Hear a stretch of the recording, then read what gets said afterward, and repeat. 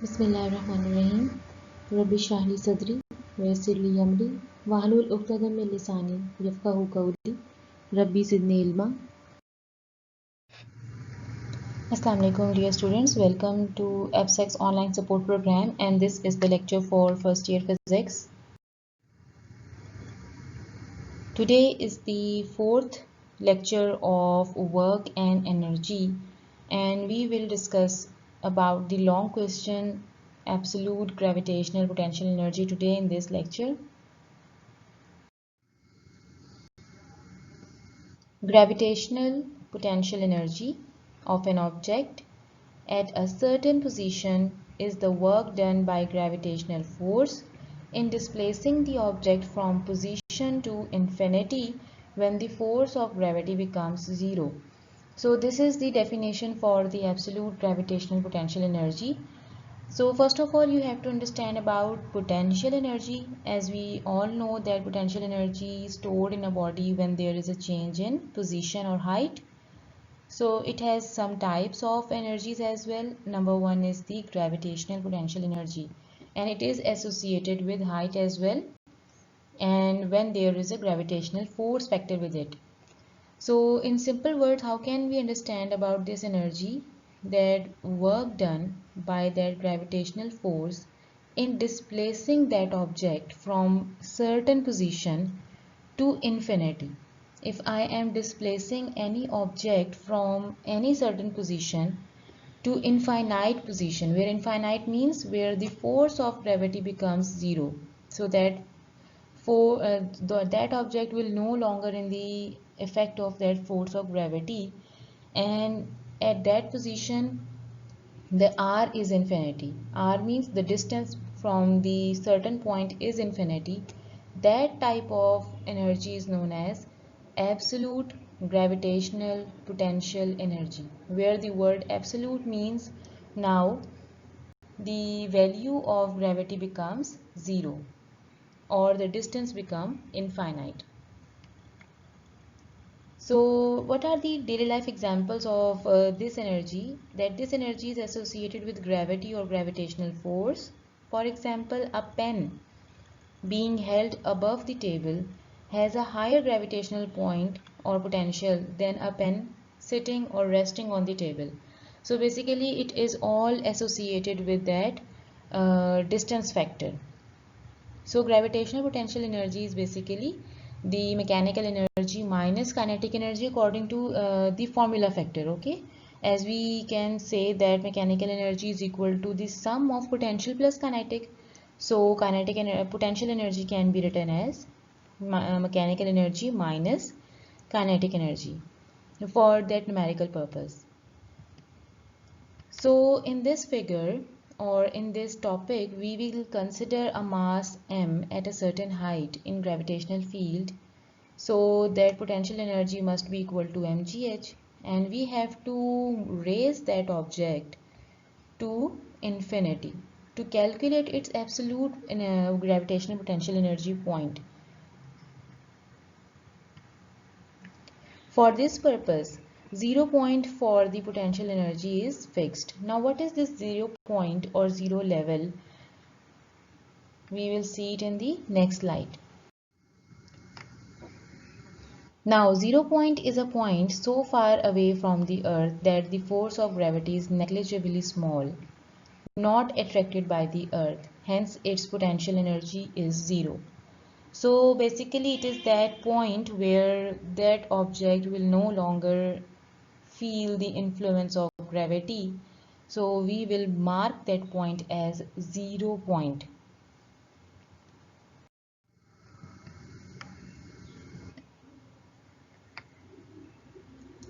So consider this figure. As you can see that there is earth that is representing by mass capital ME. This is the mass of earth. Capital RE is the radius of earth, that is from the center to the surface. And there is a mass M1 that is placed certain height above that surface of earth, and the distance of this M1 is R1 from the surface of earth. Now we have to calculate the point of absolute potential energy for this m1 mass, that we are moving this mass from this point 1 to up to n point, where n point is that 0 point where the value of potential energy is absolute 0. So how can we calculate the work done by displacing the mass from point 1 to point n? Uh, we don't want our body to be accelerated. So when the body will be in acceleration, acceleration means change in velocity, then we cannot apply the formula of force of work done, because that formula of work done that you have studied in the initial classes of this chapter, in which W is equals to F dot D, where F is basically the average force. So it is that constant force that is applying on any object. So how can we make the force constant? By making small intervals from point 1 to point n, means we are basically dividing this whole path into number of intervals representing by distance r1, r2 and rn, where delta r is the distance between two intervals like rn minus 1. Now many students ask me that what is this n? N means a simple number, any number, that if I am dividing this whole journey from 1 to 10, so n is representing that 10 factor. Okay. Now move on to, as the body is moved from point 1 to far off point n, the gravitational field does not remain constant.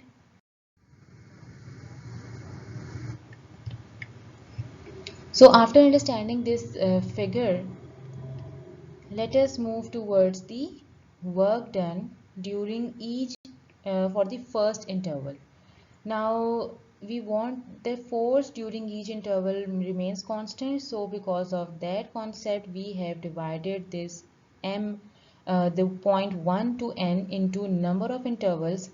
So work done point between point 1 and 2 will be, so means that I am displacing this small m mass from point 1 to point 2. So what will be the work done? This work done is equal to F average into delta R, where delta R is the distance or smaller distance between the two intervals. So this F average is equals to delta R is R2 minus R1, as you can see over here. So by F average, how can we calculate the value of this F average, where F average is basically the gravitational force that is acting between Earth and this small mass m. So whenever there are two bodies, there is a gravitational force acting on that bodies by the formula of Gmm upon r square. Now capital ME is the mass of Earth, small m is the mass of that object that is moving from point 1 to 2, and r is the distance between these two, where r average can be calculated by the mean. Okay, means r1 plus r2 divided by 2. So by putting these values in equation number 1, we can write the formula as Gmm upon r square average into r2 minus r1, means by putting the value of force over here. Next thing, since r square average is r1 r2, now how it is r1 r2? I will explain you here that this is basically known as the geometric mean. This is known as the geometric mean of any two objects, any two distances. So geometric mean is represented by x is equals to under root AB. Now this is A distance, this is B distance, so just you have to write it and taking square both sides. So this is r square average is equals to r1 r2. By putting the value of this average over here, r1 r2, and by rearranging this formula, this is gmm upon into R2 minus R1 divided by R1 R2. Now by separating their denominators,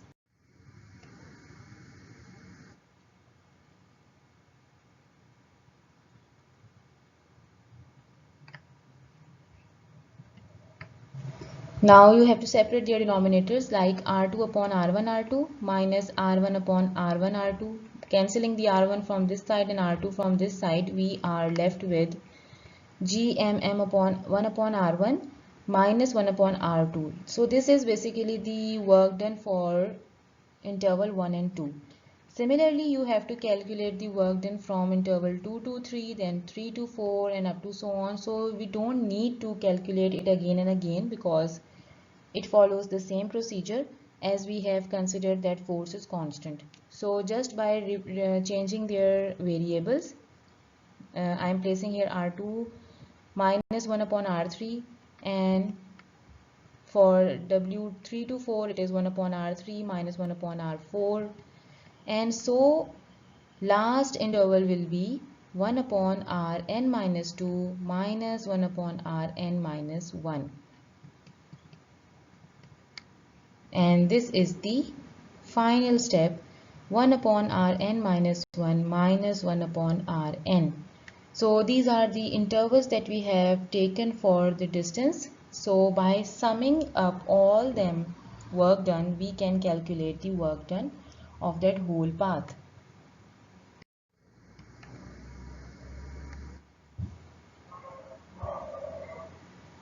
So by adding all these,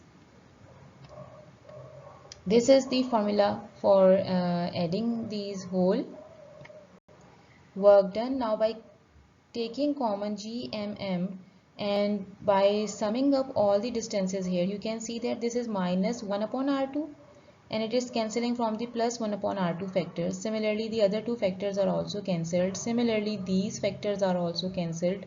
So all the intervals are cancelling except the first interval 1 upon R1 and the last interval of minus 1 upon Rn. So this will be the final formula of work done from point 1 to n. If the nth point lies on infinity, as we have already discussed it, at a 0 point or an absolute point, so where Rn is at infinity, infinity means unlimited, no limit, no dimension. So by putting 1 upon R infinity over here, 1 upon infinity is 0. So this is 1 upon infinity is 0. So you are left with gmm upon 1 upon R1. So this is the formula of absolute potential energy. And if we displace the body from surface of earth Re, then we can replace R1 by Re, because this R1 is negligibly small as compared to capital distance of earth. So by removing this R1 and placing it with capital Re, the formula will be gmm upon Re. So this is basically the work done by displacing a small object m from the surface of earth up to infinity. So this is known as absolute potential energy. Actually, it is the work done against gravity, so its value is always taken as negative. So because it is moving away from the gravity, so it is negative point. Okay, now gravitational potential at any point is defined as the amount of work done in moving a body at a certain point in gravitational field to a position of zero potential such that the body is never accelerated is called absolute potential energy. I have also given this definition in the start of this topic as well. Now gravitational potential at any point is defined as the potential per unit mass. It's not potential energy, it's potential, gravitational potential per unit mass at that point which is at distance r from center of earth. So by calculating its formula, this is minus gmm upon Re